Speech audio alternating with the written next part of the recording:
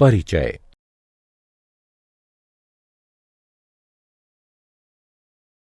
छात्रों, क्या आप बता सकते हैं कि यह कौन सा समीकरण है? यह एक रैखिक समीकरण है सर। हाँ, यह एक रैखिक समीकरण है। क्या तुम इस समीकरण को हल कर सकते हो? हाँ, यह बहुत आसान है। सही। अब ये बताओ कि ये कौन सा समीकरण है? यह भी रैखिक समीकरण है। हाँ, यह भी एक रैखिक समीकरण है, लेकिन इसमें दो चर x और y हैं, अतः इसे दो चरों वाला रैखिक समीकरण कहते हैं। हम इसके बारे में और जानना चाहते हैं सर। ठीक है, अतः आज हम दो चरों के रैखिक समीकरण का अध्ययन करेंगे।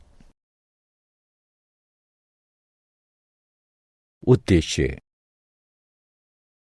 इस पाठ के अंत में आप निम्न करने में सक्षम हो जाएंगे।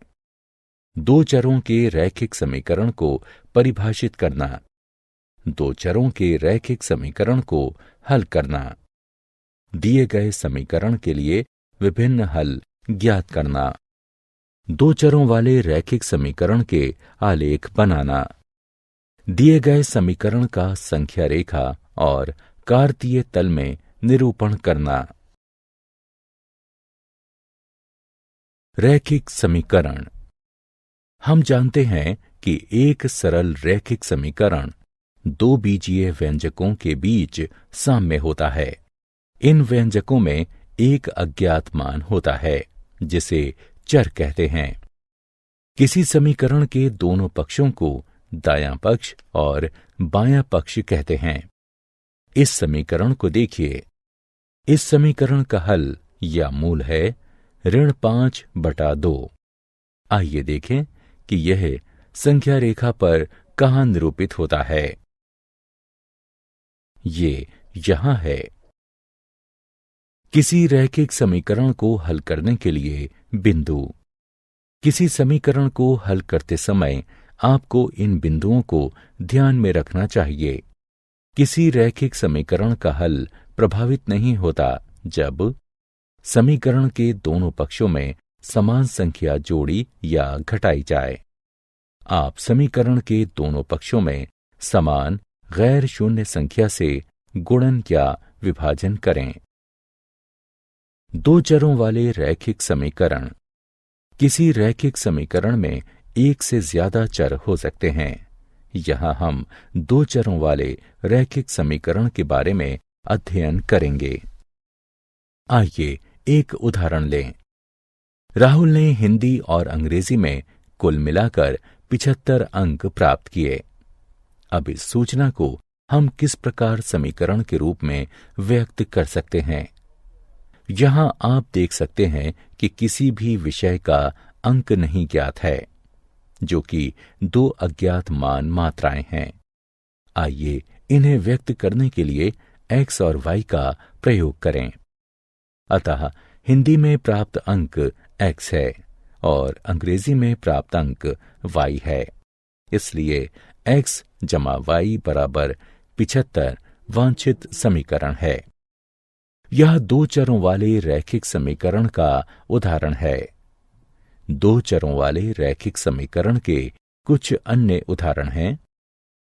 1.2s जमा 3t बराबर 5, p जमा 4q बराबर 7 और 3 बराबर 2x घटा 7y।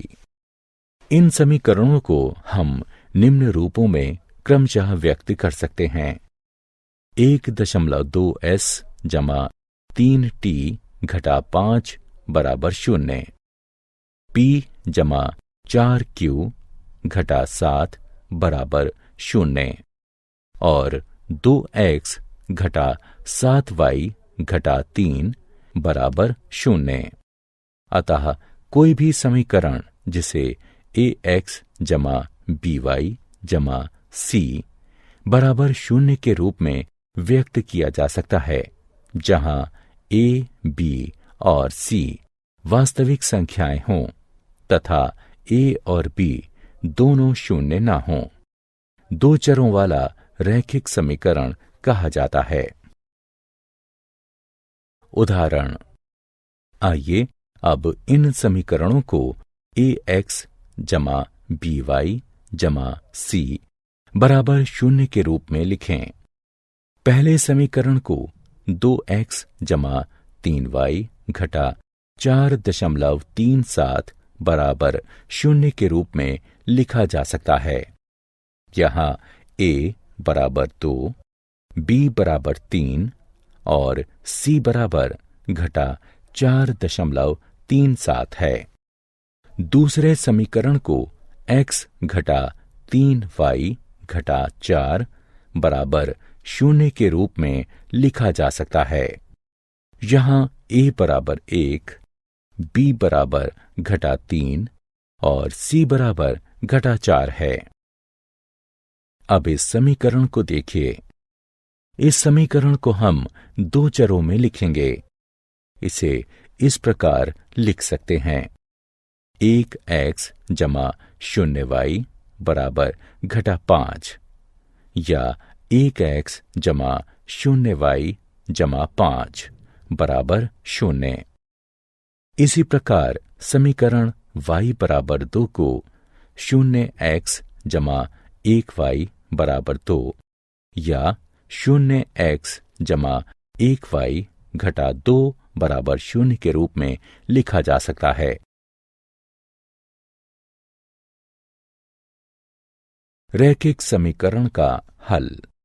हम जानते हैं कि एक चर वाले रैखिक समीकरण का एक अद्वितीय हल होता है, लेकिन दो चरों वाले रैखिक समीकरण के कितने हल होते हैं? क्योंकि समीकरण में दो चर हैं, इसलिए इसके हल में दो मानों का युग्म होगा, एक x के लिए और दूसरा y के लिए, जो समीकरण को संतुष्ट करेंगे। आइए समीकरण 2x जमा 3y बराबर 12 को लें। यहाँ x बराबर 3 और y बराबर 2 हल है, क्योंकि जब आप उपरोक्त समीकरण में x बराबर 3 और y बराबर 2 रखते हैं तो आप उत्तर में 12 प्राप्त करते हैं। इस हल को 3, 2 के रूप में भी लिख सकते हैं, क्योंकि यहाँ x का मान 3 है और y का मान 2 है। इसी प्रकार 0, 4 भी इस समीकरण के लिए एक हल है, क्योंकि जब आप समीकरण में x बराबर 0 और y बराबर 4 रखते हैं तो आप उत्तर के रूप में 12 प्राप्त करते हैं। हमने इस समीकरण के लिए कम से कम 2 हल प्राप्त कर लिए हैं। क्या हम और हल प्राप्त कर सकते हैं? क्या 6 शून्य भी इसी समीकरण का हल है? जी हां, 6 शून्य भी इसी समीकरण का हल है, क्योंकि जब हम समीकरण में x बराबर 6 और y बराबर 0 रखते हैं तो हमें उत्तर के रूप में 12 प्राप्त होता है। इसी प्रकार इस एक समीकरण के लिए अन्य कई हल प्राप्त किए जा सकते हैं और दो चरों वाले रैखिक समीकरण के विभिन्न हलों का कोई अंत नहीं है। इसलिए हम कह सकते हैं कि दो चरों वाले रैखिक समीकरण के अपरिमित रूप से अनेक हल होते हैं।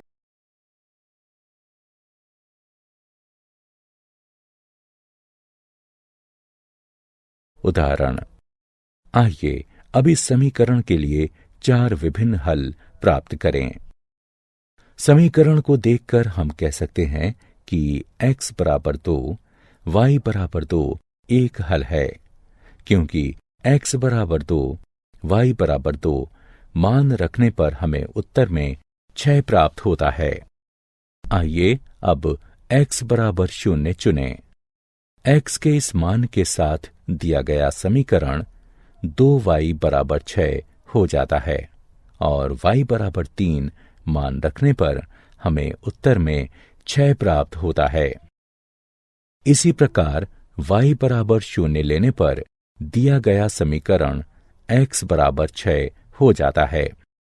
इसलिए x बराबर 6, y बराबर 0 भी इस समीकरण का एक हल है। और चौथे हल के लिए आइए y बराबर 1 मान लें।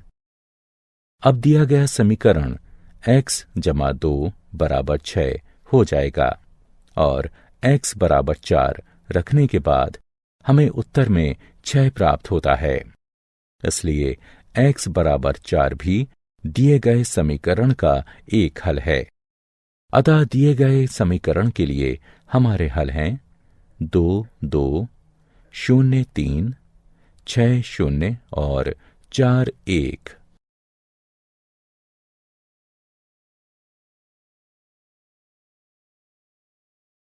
दो चरों वाले रैखिक समीकरण का आलेख।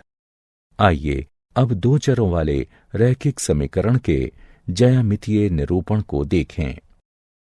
इस सारणी को देखें। इस दिए गए समीकरण का हल इस सारणी के रूप में दिया गया है। ये x के मान हैं और ये y के मान हैं। आइए अब इन बिंदुओं को आलेख कागज यानी ग्राफ पेपर पर आलेखित करें। आइए पहले x बराबर 0 और y बराबर 3 मान लें। यह वह बिंदु है जिसे हमने प्राप्त किया है। इसी प्रकार इन मानों को प्रयोग करते हुए आलेख में अन्य बिंदुओं को चिन्हित कीजिए। अब इनमें से किन्हीं दो बिंदुओं को मिला दीजिए और एक रेखा प्राप्त कीजिए। आइए 0, 3 और 4, 1 को मिलाएं। इसे रेखा AB कहेंगे। हम देख सकते हैं कि दो अन्य बिंदु 2, 2 और 6, 0 भी इसी रेखा AB पर स्थित हैं। अब इस रेखा पर एक अन्य बिंदु लीजिए। आइए बिंदु 8 घटा 1 लें। क्या ये इस समीकरण का एक हल है? जी हाँ, ये एक हल है, क्योंकि x बराबर 8 और y बराबर घटा 1 मान रखने पर हमें उत्तर में 6 प्राप्त होता है। इसलिए 8 घटा 1 एक हल है। दो चरों वाले रैखिक समीकरण का आलेख 2। हमने अपनी पिछली स्क्रीन में क्या देखा? हमने देखा कि प्रत्येक बिंदु जिसके निर्देशांक दिए गए समीकरण को संतुष्ट करते हैं, वह रेखा AB पर स्थित है।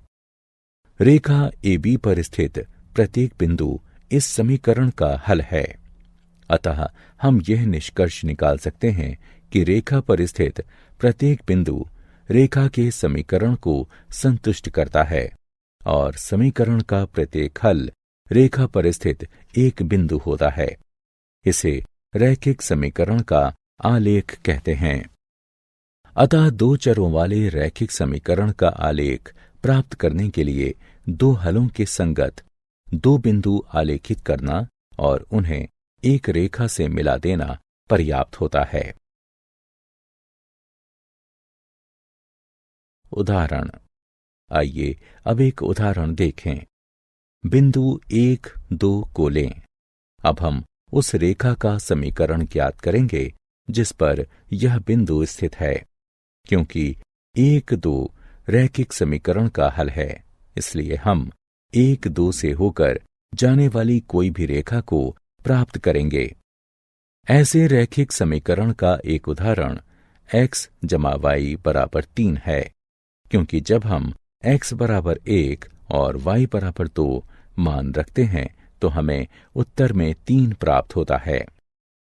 अन्य उदाहरण है y घटा x बराबर 1, y बराबर 2x। वस्तुतः ऐसे अपरिमित रूप से अनेक रैखिक समीकरण हैं जो बिंदु 1, 2 के निर्देशांकों से संतुष्ट हो जाते हैं।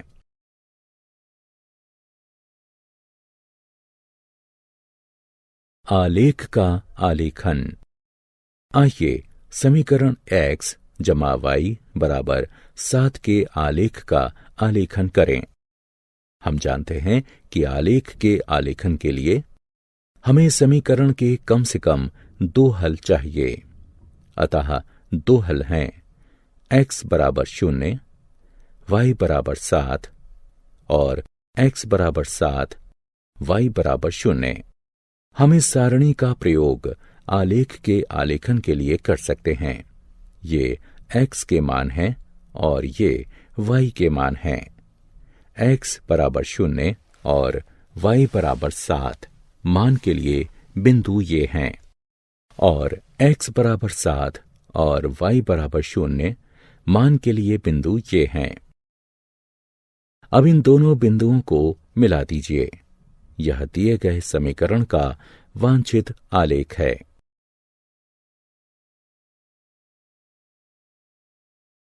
x अक्ष और y अक्ष के समांतर रेखा का समीकरण। अब एक प्रश्न का उत्तर दीजिए। किसी प्राकृतिक संख्या n के लिए बिंदु 2, 0, घटा 3, 0, 4, 0 और n 0 कार्तीय तल में कहाँ स्थित होते हैं? हाँ, ये सभी x अक्ष पर स्थित हैं। लेकिन आप जानते हैं कि ऐसा क्यों है? क्योंकि x अक्ष पर सभी बिंदुओं के y निर्देशांक 0 हैं। वस्तुतः x अक्ष पर स्थित प्रत्येक बिंदु x 0 के रूप में होता है। अतः x अक्ष का समीकरण y बराबर 0 के रूप में व्यक्त किया जाता है। इसी प्रकार y अक्ष का समीकरण x बराबर 0 के रूप में व्यक्त किया जाता है। उदाहरण। आइए अब इस समीकरण को हल करें और हल को संख्या रेखा और कार्तीय तल पर निरूपित करें। समीकरण को 2x घटा x बराबर घटा 3 घटा 1 के रूप में भी लिखा जा सकता है। इसे हल करने पर हमें x बराबर घटा 4 प्राप्त होता है। इसे हम समीकरण 1 से चिन्हित करेंगे। आइए अब देखें कि यह संख्या रेखा पर कहाँ स्थित है। ये यहां पर स्थित है। अब हम जानते हैं कि x बराबर घटा 4 को निम्न प्रकार से लिखा जा सकता है। x जमा 0y बराबर घटा 4 और ये 2 पदों वाले रैखिक समीकरण में परिवर्तित हो जाता है। इसलिए समीकरण x घटा 4 के रूप में परिवर्तित हो जाता है। अतः हम इस समीकरण का पहला हल घटा 4 0 के रूप में प्राप्त कर लेते हैं। क्योंकि y का मान सदैव 0 ही रहेगा, इसलिए समीकरण का दूसरा हल घटा 4 2 होगा। अब इन बिंदुओं को आलेख पर चिन्हित करें। यह घटा 4 0 है और यह घटा 4 2 है। इन बिंदुओं को मिला दें। हम देख सकते हैं कि आलेख AB एक रेखा है जो y अक्ष के समांतर है और इसके बाईं तरफ 4 एकक दूर है। क्या आप जानते हैं एक घात वाले बहुपद समीकरण ax जमा by जमा c बराबर 0 को रैखिक समीकरण इसलिए कहते हैं क्योंकि इसका आलेख एक सीधी रेखा होता है। y बराबर kx वाले रूप के समीकरण का आलेख सदैव मूल बिंदु से होकर जाता है।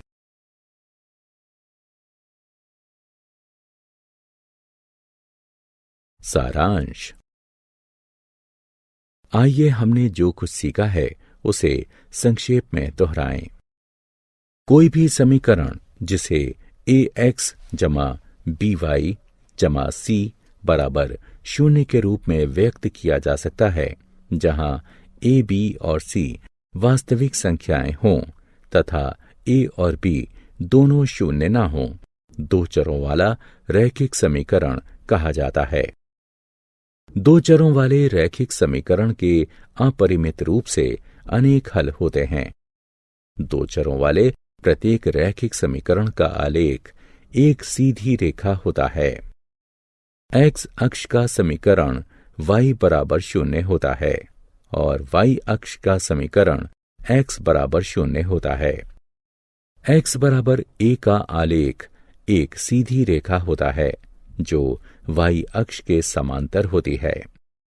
y बराबर a का आलेख एक सीधी रेखा होता है जो x अक्ष के समांतर होती है।